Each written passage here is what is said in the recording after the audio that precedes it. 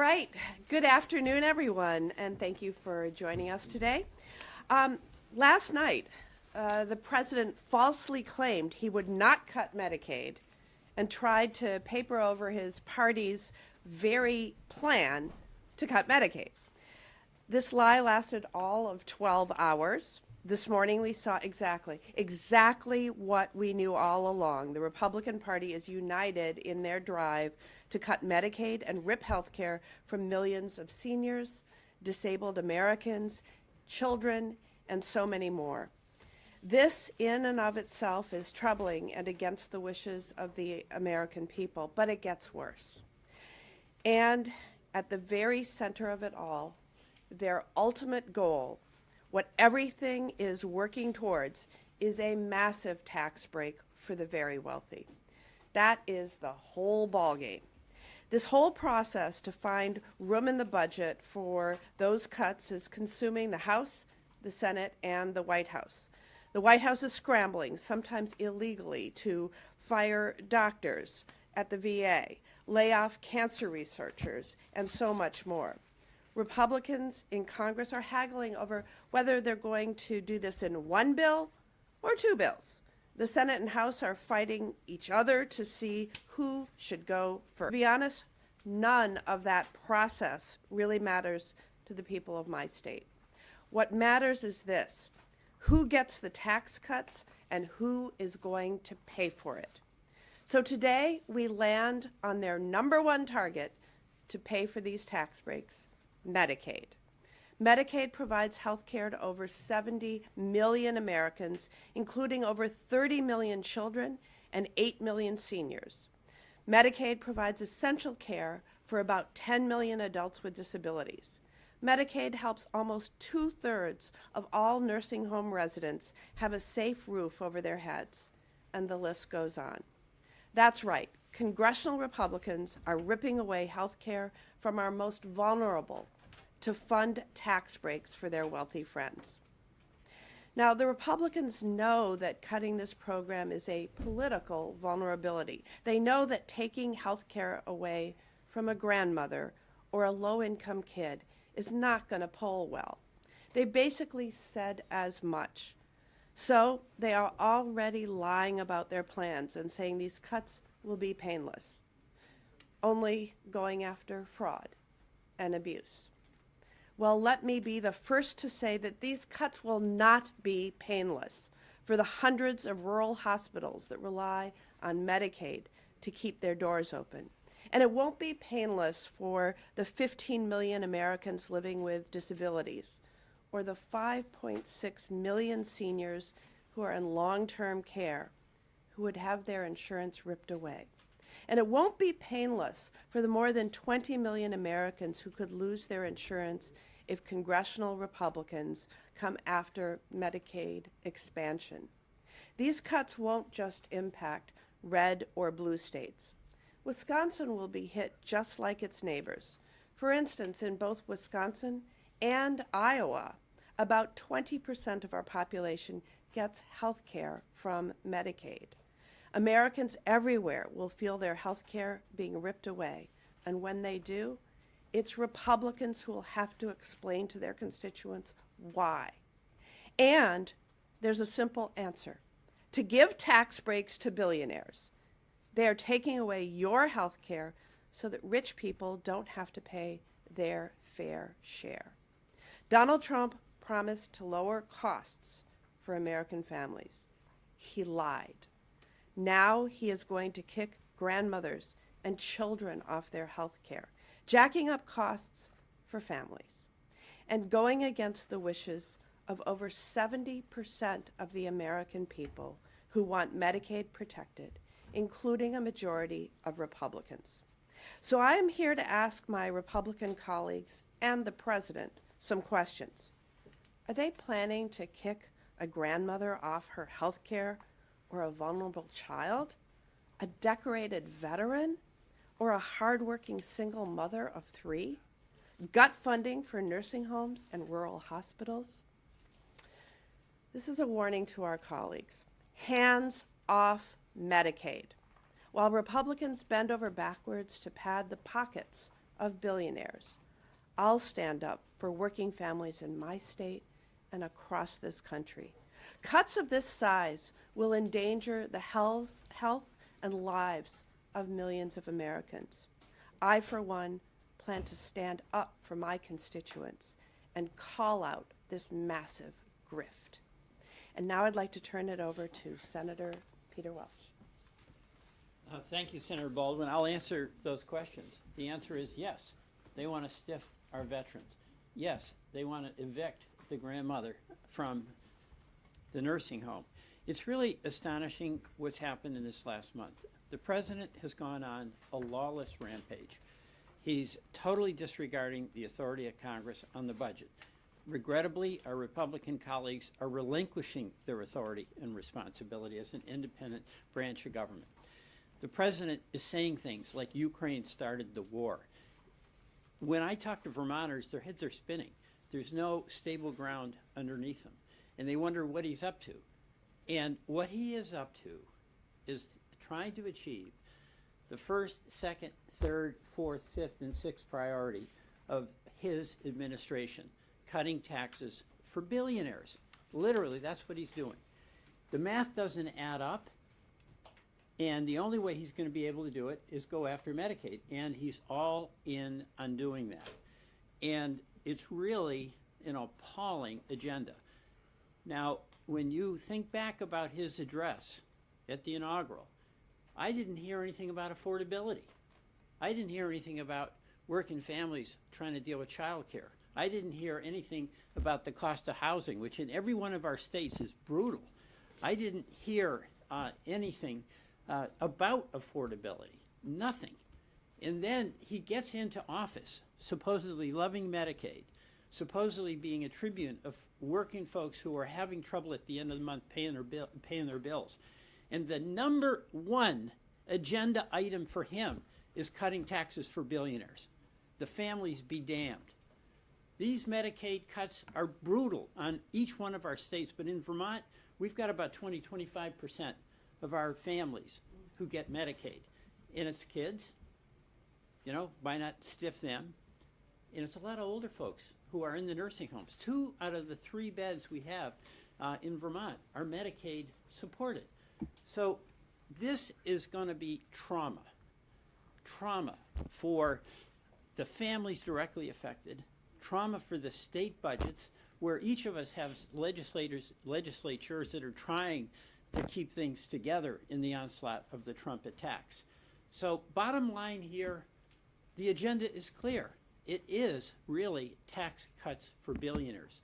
And the kind of love that President Trump has for Medicaid is apparently a love that doesn't include keeping that grandmother in her nursing home. It's the kind of love that says to an 8-year-old who has severe illnesses, hey, kid, you are on your own, and it'll all work out with my big, beautiful tax cut bill. We are here to say, no, we are going to fight every way that we can to stop this travesty from occurring. And now I'd like to turn it over to our wonderful colleague from Washington State, a champion of everything good, Senator Murray. Everything good. Everything good. All right. Well, from mass firing public health experts to freezing funding for our community health centers to slashing medical research to ending support to enroll people in health coverage to putting a vaccine skeptic in charge of the nation's healthcare department, Trump is already doing massive damage to healthcare in America. Massive. But Senate Republicans are clearly determined not to be outdone. This week, they are gearing up for phase 1 of their plan to sell out the healthcare of working families in order to give tax breaks to billionaires. It's bad enough that they're ignoring the healthcare cliff coming this year because remember, right now, we have millions of people saving thousands of dollars a year on healthcare because of the tax credits that Democrats passed. Have Republicans said a peep about extending that aid with their own signature bill? Of course not. They are perfectly content to let help for working families expire and let healthcare costs skyrocket. But the second a multi-billionaire like Elon Musk is at risk of losing a cent in tax breaks, Republicans apparently will move heaven and earth. That's bad enough, truly, but it gets worse because the Republican plan isn't just to let support families need expire. The plan is to cut off their health care. Republicans have made clear they will not hesitate to bleed health care programs dry if it means that they can shower more tax cuts on billionaires and big corporations. House Republicans have already spoken openly about their interest in cutting health care. They've left no doubt Medicaid is on the chopping block. Meanwhile, the Senate budget resolution calls for cutting $1 trillion this year alone and $9 trillion over the 10 years. Where are those cuts going to come from? If billionaires are getting the benefit, we need to ask who's paying the cost. Everyday Americans are going to pay in shuttered community health centers. They're going to pay the cost in canceled clinical trials. They're going to pay with less access to birth control and cancer screenings and weaker public health departments. And that is just the start. They're also going to pay when millions of families with the tightest budgets have health care ripped away from them. The cold, hard reality is that Republicans are going to cut this deeply and painfully to extend tax cuts for billionaires. They will have to cut things like veterans' health care, Medicare, and Medicaid. Every time Republicans have tried this, including in Trump's first term, the American people have made extremely clear, don't sabotage our health care and don't jack up our costs. So Republicans may be charging down the same dangerous path once again, and once again, Democrats are not going to be silent, and nor will the American people. We will stand up, we will fight tooth and nail to protect the health care that families rely on. With that, I will turn it over to Senator Cortez Masto. Thank you. I am so pleased to join my colleagues today to really shine a light and bring transparency to what is happening here. As you have heard, President Trump and his Republican allies, they want to gut Medicaid. It's the only way that they can pay for these billionaire tax cuts. It is what is happening, even though Donald Trump is using sleight of hand, quite honestly. He's not being honest with the American public. Let me talk a little bit about that, because just a few weeks ago, Donald Trump said he would love and cherish Medicaid, that he would only cut waste and fraud from this essential health care program. But we know from history that Donald Trump has been trying and failing to dismantle Medicaid since he first got into office. In his first term, he tried to cut Medicaid in each of his annual budget proposals. He wasn't honest with Americans then, and he's not honest with them now. Last night, President Trump said, and I quote, "Medicaid, none of that stuff is going to be touched."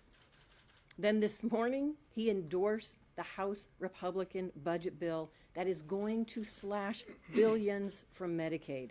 Now, actions speak louder than words, and Americans are watching. I think all of my colleagues here are for getting rid of waste and fraud where we see it. And listen, I served as the Attorney General for Nevada for 8 years. The Medicaid fraud unit was in my office. It was in my office. And we were prosecuting individuals and held them accountable for Medicaid fraud. So I know two or thing about this, but that's not Donald Trump's plan. That is not Donald Trump's plan. He made it clear this morning when he endorsed a bill that would cut nearly $1 trillion in health care for families, children, pregnant women, the disabled, and low-income seniors who rely on Medicaid. In Nevada, that's 800,000 people who are lifted up by Medicaid. And here is the hard truth that the Republicans and Trump administration won't admit to the American people. They cannot fund Trump's tax scam by just cracking down on fraud, waste, and abuse in Medicaid. To cut nearly $1 trillion, which their budget plan calls for, they have to gut Medicaid. Donald is being dishonest with Americans. It's cruel, it's dangerous, and it'll leave hundreds of thousands of Nevadans without access to affordable health care, just so billionaires can pay less in their taxes. I want to talk a little bit about what this means for Nevada. In Nevada, like many of my colleagues have talked about in their states, we rely on federal funding for the vast majority of our Medicaid program.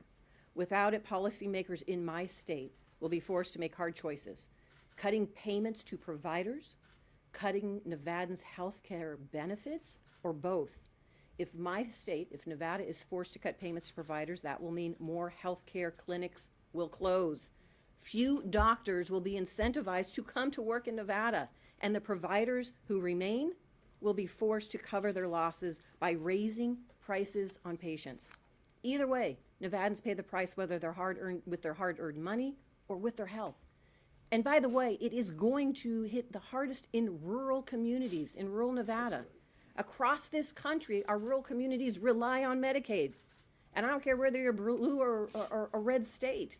If you know people who live in rural areas like we have in Nevada, you know that quality health care can be very hard to come by.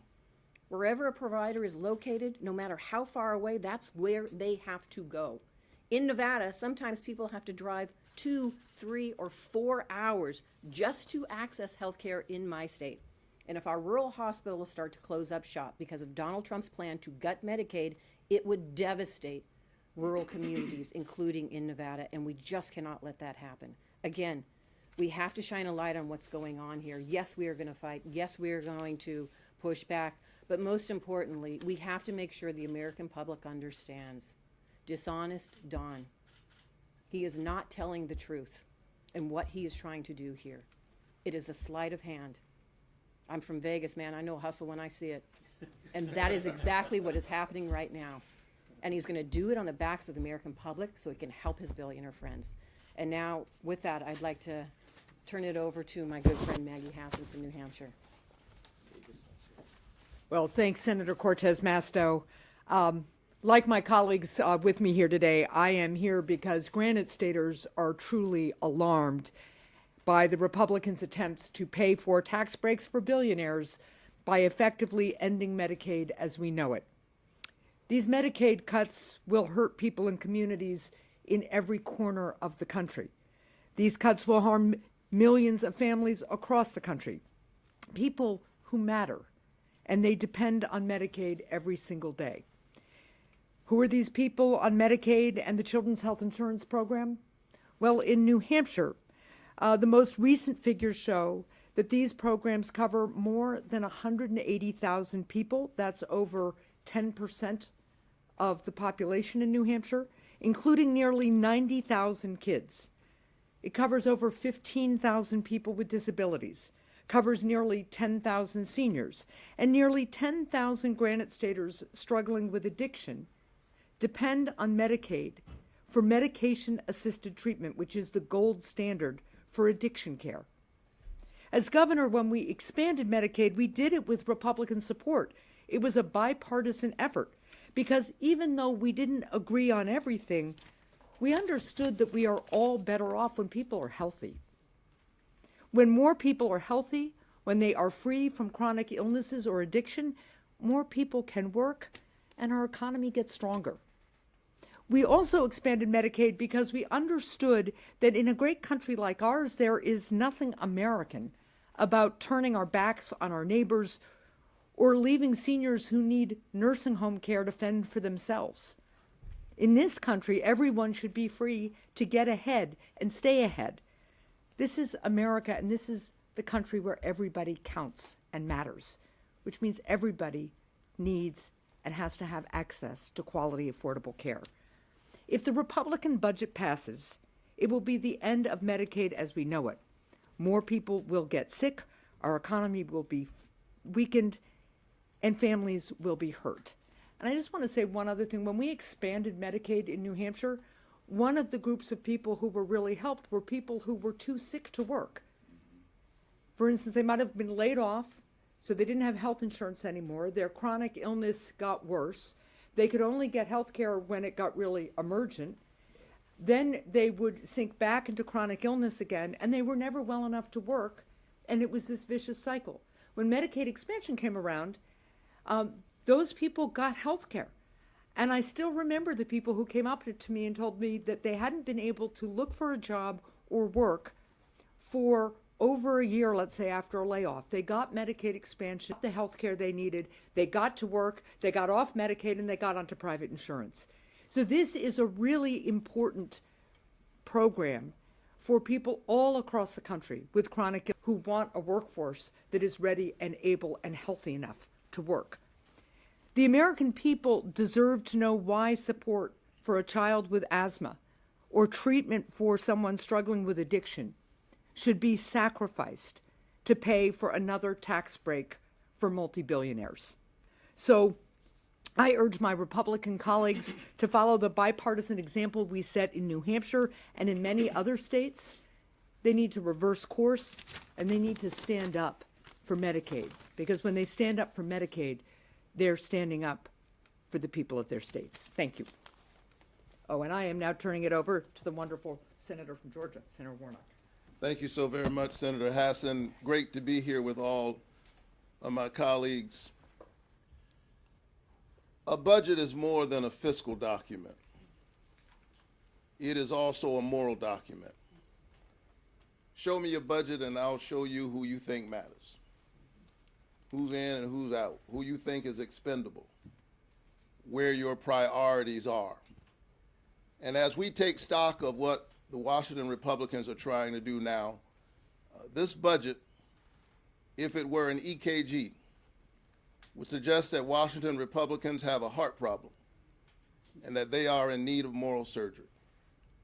And so the consequences of the actions that they are trying to take in this moment hits into the lives of ordinary people.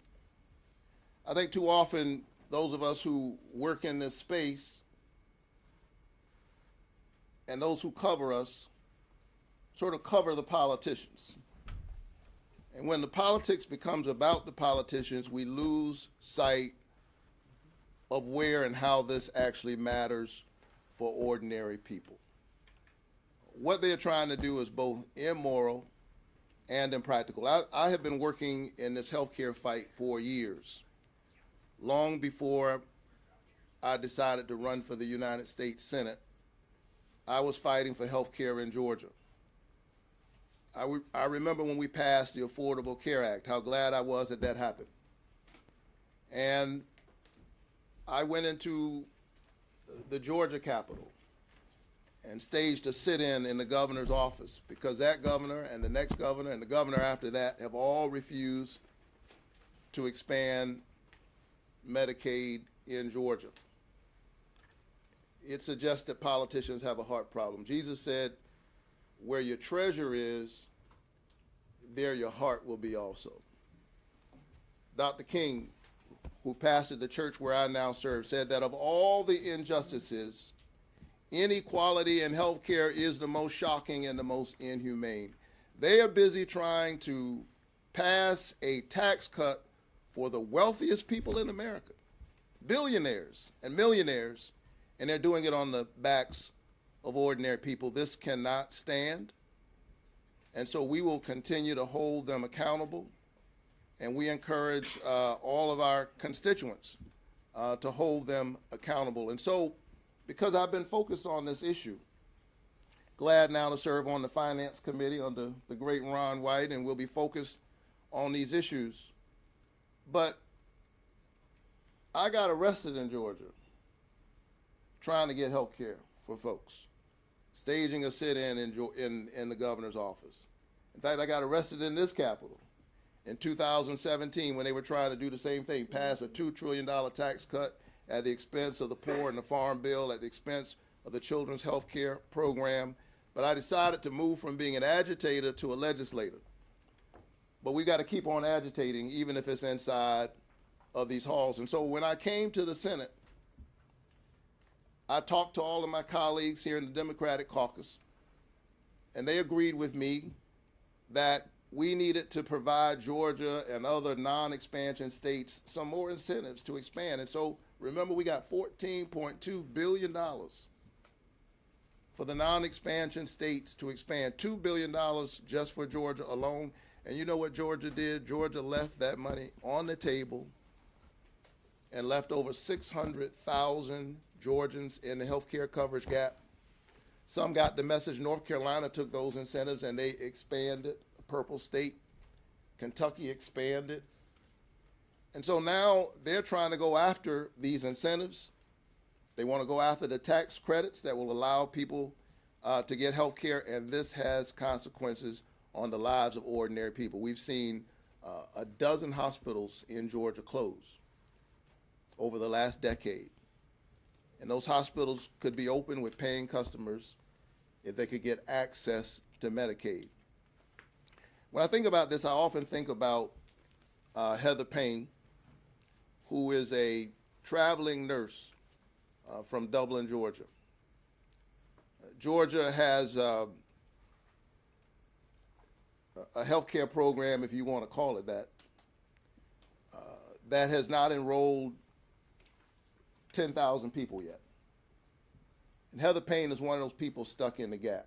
As one of my colleagues pointed out, very often we talk about Medicaid expansion, we're talking about the working poor, people who work every single day. Heather Payne is a traveling nurse who was taking care of patients even during COVID. And then because she was a traveling nurse, some days she had health care, sometimes she didn't have health care. She wasn't poor enough to get conventional Medicaid, and the programs that she was eligible for would cost between $500 and $1,000 a month. It was too much. And so one day she realized that something was happening in her body. She knew something wasn't right, but she didn't have enough money to see what it was. And finally she saved up enough money of her own cash to finally go and see a neurologist. And the neurologist said, you've actually had a series of mini strokes that require additional care. And so here she is, she needs additional care, but she doesn't have health care. And so she's literally caught up in the gap between the refusal of the state of Georgia to expand Medicaid and these onerous work requirements in states like Georgia. She's sick, too sick to work, and she's being asked to prove that she can work or that she is working so that she can get health care. Why to give Elon Musk and people like him a tax cut? Let me put this in perspective in closing. Nobody believes a Baptist preacher when he says in closing. I was proud that we got $14 billion to help these states to expand Medicaid. Elon Musk has got $18 billion in incentives from our federal government. And he's the one who's telling us that the rest of us need to tighten our belts. This is backwards. It's not only immoral, it's impractical. We're making the American workforce sicker and weaker, which I think ultimately is a national security issue. And so we've got to straighten out this mess and center the people like Heather Payne, who's waiting right in this very moment to get the health care she deserves. And now I'll turn it over to the chairman of the Finance Committee, my friend, Senator Ron Wyden. Thank you, Senator Warnock. It is a tough act to follow my friend from Georgia. And let me thank Senator Baldwin. She is the chair of our strike team, and she's basically got the NBA All-Stars of the Finance Committee. And I'm going to be really short. The first point I'd make is that nobody should lose sight of what exactly happened this morning. And that is Donald Trump endorsed the House budget resolution today. And this resolution mandates that $880 billion in cuts come from the House Energy and Commerce Committee. Now, I was a member of that committee back in the day when I had a full head of hair and rugged good looks. And I'll just tell you, there is no plausible way to hit that target without hundreds of billions of dollars in cuts to Medicaid and nursing home care and for kids and the like. And those cuts mean that benefits are going to get cut, families are going to lose health insurance, full stop. Now, I was also on the Senate Finance Committee in 2017, the last time Donald Trump and Republicans came after Medicaid. And if there is one thing that members of Congress around since that day remember, it's when you go after people's health care. And in my state, 1 out of 3 have Medicaid as a lifeline. You go after that, you have hell to pay. And this last weekend, I had town hall meetings in a suburban part of the state, not the city, not the rural areas. and the papers said thousands of Oregonians show up to make clear how they feel about matters like cuts in Medicaid. And Elon Musk can rattle off a bunch of federal programs he wants to gut for sport on Twitter, but what those thousands of people told me at a town hall meeting unlike any I ever had, and I've been doing this a while, they said these cuts that Musk has been pushing so hard are going to have real devastating consequences for families and communities. And to these people whose lives are going to be worse off as a result of Medicaid cuts, it is going to be very cold comfort that their hardship allows some billionaire pal of Donald Trump to pick up another mansion or a yacht. And the last point I want to make, because I think we want to have Senator Baldwin be our closer and kind of coordinate all the questions that I bet you guys have. My closer is my experience dealing with Medicaid over the years is there will be an effort by Republicans to keep the Medicaid cuts hidden behind the curtain. They did that on the floor when we closed the debate about Robert Kennedy. And the senior member, the chair, came and said, oh, we're really not doing anything. And I basically got up and said, are you kidding me? As we speak, they're working on their $880 billion worth of cuts. So my colleagues today are making it clear that we're not backing down from the fight, and I'm happy to be involved with them in it. And Senator Baldwin's doing an excellent job being head of our task force on this, and I look forward to working with her. And in the parlance of the Senate, I yield the floor to our chair. Yes. Well, any questions? Yes. Besides speaking up and out about this issue, what power do Democrats really have to stop this from going into effect? Is it the filibuster? How are you actually going to try to stop this? Well, I think in addition to our own actions, we are alerting the American public. It was the American public, our constituents, who voiced their concerns during the first Trump administration, which led to our being able to save the Affordable Care Act, Obamacare. People understood that this was a critical threat to their health and well-being. And so we're sounding the alarm. Last night, the president said, I'm not touching Medicare, Medicaid, Social Security, whatever, VA, I'm not touching them. By this morning, he endorsed the House budget resolution, which paves the way for massive cuts to Medicaid. And people have got to be aware. We also have to explain what Medicaid does. The posters that are here talk about who is covered. There's over 70 million Americans who get Medicaid, whether that is for seniors in long-term care, whether that is over 30 million children, Americans with disabilities, and it also is the lifeblood for some of our critical access rural hospitals, community health clinics, etc. Without Medicaid, many of those would disappear. And so we've got to sound the alarm, inform, and organize. What about legislatively? Is there anything you all can do? Well, we will have two shots at this. We have the budget resolution. Now remember, there's disagreement between the House and the Senate right now. The president has just endorsed the House's one budget approach, and yet the Senate right now is taking a two-bill approach. And we are poised to take action on that budget yet this week, to be followed, if it passes, by the reconciliation process. We have amendments. Those amendments, hopefully we can get some Republican votes on some of those. But those amendments will be clearly designed to show the American public what is at risk right now.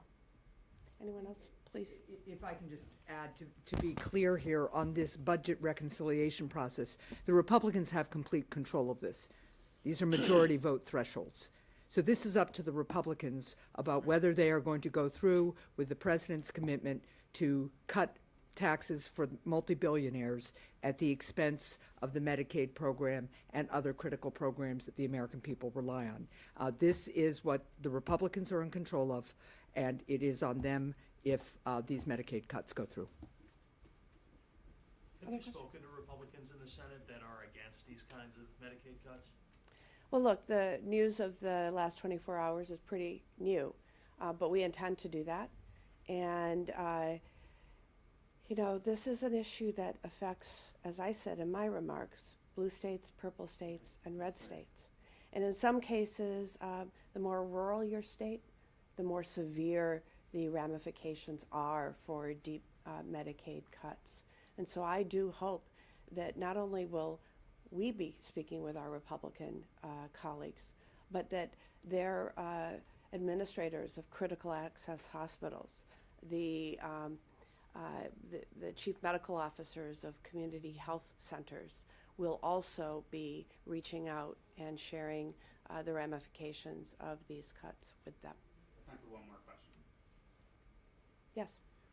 The Attorney General of North Carolina, a Democrat, did just file a lawsuit back in January alleging Medicaid fraud from, I believe it was a healthcare company. I guess that kind of leads into my question of, is there any reform to Medicaid that's on the table at all for Senate Democrats? Yeah, absolutely. We do not want to see fraud. We do not want to see waste. We want to see efficiency. But let me be clear. The massive cuts that we're talking about in the House budget resolution are far beyond what efforts to pare back against fraud and waste would achieve. We are talking about massive cuts to the very children, people with disabilities, rural Americans, seniors, and that is what we need to talk about. And you know, you heard from my colleague, Catherine Cortez Masto, who had in her very office the Medicaid fraud unit. We are all for fighting fraud, just like the Attorney General of North Carolina. But when we're talking about the cuts, the depth that they're contemplating, again, nearly $1 trillion, their tax break for the billionaires is $4.6 trillion, unless the number has changed. And so they're going to be digging deep. They're going to ask the most vulnerable Americans to pay and sacrifice so that Elon Musk and Donald Trump and their ilk, can get massive tax cuts. And that should not stand. We'll say fight fraud, not nursing home services that are a lifeline for the elderly. And I'd also add, look, the Inspector General at the Department of Health and Human Services has a long record of uncovering fraud, going after wrongdoers, holding them accountable, and getting the money back. But the Trump administration, as you know, has fired almost all of the Inspectors General, the very people who go after fraud, waste, and abuse in our government and have a track record of getting results. So, again, they're speaking out of both sides of their mouth here. Thanks. All right, thank you.